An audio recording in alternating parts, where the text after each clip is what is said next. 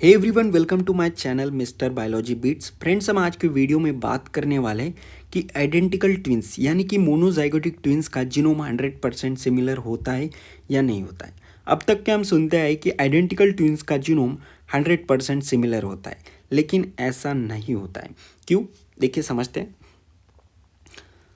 देखिए, सबसे पहले हम यह समझ लेते हैं कि आइडेंटिकल ट्विंस फॉर्म किस तरीके से होते हैं। जब एक एक को एक स्पर्म द्वारा फर्टिलाइज किया जाएगा तो यहाँ पर जाइगोट होता है, जैसे कि नॉर्मल फर्टिलाइजेशन हो रहा है। लेकिन यहाँ पर एक ट्विस्ट है। यहाँ पर क्या होता है, आइडेंटिकल ट्विंस जब फॉर्म होंगे तो ये जाइगोट जो है स्प्लिट हो जाता है, और स्प्लिट होके यहाँ पर जो है दो सेल बन रहे हैं। तो दो सेल जो है इंडिविजुअली ग्रो करते हैं। तो देखिए, ये जो सेल है दो, ये टोटीपोटेंट इन नेचर के होते हैं। टोटीपोटेंट यानी कि हर एक सेल के पास में एबिलिटी होती है कि वो होल ऑर्गेनिज्म को डेवलप कर सकता है। इस सेल के पास में भी एबिलिटी है कि वो होल ऑर्गेनिज्म को डेवलप करेगा, और इस सेल के पास में भी एबिलिटी है कि वो होल ऑर्गेनिज्म को डेवलप करेगा।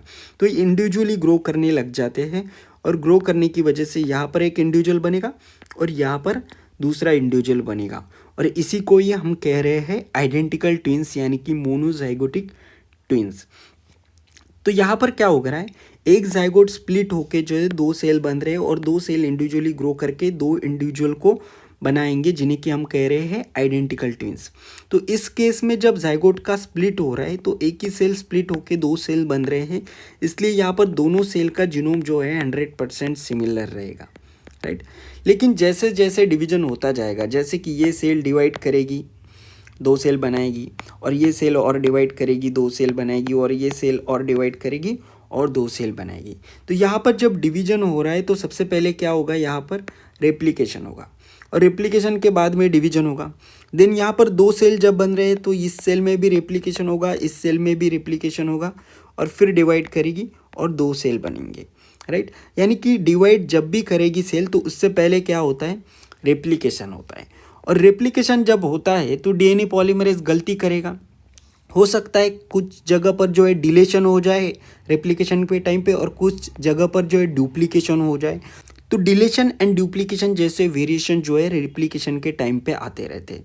अब जब डिलेशन और डुप्लीकेशन जैसे वेरिएशंस आ रहे हैं रेप्लिकेशन के टाइम पर, डिवीजन के टाइम पर, तो इस सेल में भी सेम जगह पर आए और इस सेल में भी सेम जगह पर वेरिएशंस आए, ऐसा ज़रूरी है क्या? या इस सेल में जिस जगह पर डिलेशन हो रहा है जीनोम में, सेम इस सेल में भी उसी जगह पर डिलेशन आई, ये ज़रूरी है क्या? या इस सेल में डिलेशन हो सकता है, या फिर इस सेल में डुप्लीकेशन हो सकता है, या इस सेल में डिलेशन जब होगा तो इस सेल में हो सकता है डिलेशन हो भी ना, करेक्ट तरीके से जो है रेप्लिकेशन हो जाए। तो इस तरीके से वेरिएशन जो है आते हुए हमें देखने को मिले जीनोम में। जैसे जैसे सेल किस में जाएगी, डिवीजन में जाएगी, माइटोसिस में जाएगी, तो वैसे वैसे जो है वेरिएशंस आते हुए देखने को मिलेंगे। हमारे बॉडी में जो है थाउजेंड्स और मिलियंस ऑफ सेल प्रेजेंट है, और इन मिलियंस ऑफ सेल में जो है ज़रूरी नहीं डिवीजन के टाइम में जो है विदाउट एरर जो है रेप्लिकेशन हो। तो रेप्लिकेशन में एरर आएगा, और एरर आएगा तो सेम जगह पर एरर आए दोनों सेल में डिवीजन के टाइम ज़रूरी नहीं है। इसलिए इस तरीके के वेरिएशंस जो है हर एक सेल में आते हैं।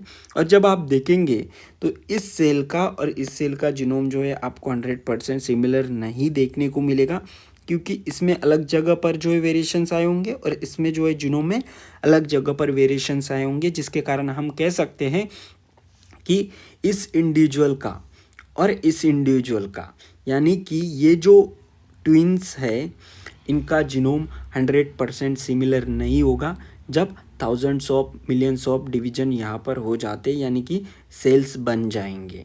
हाँ, इस पोजीशन के ऊपर इनका जीनोम 100% सिमिलर है जब ये सेल स्प्लिट हो रहा है तब।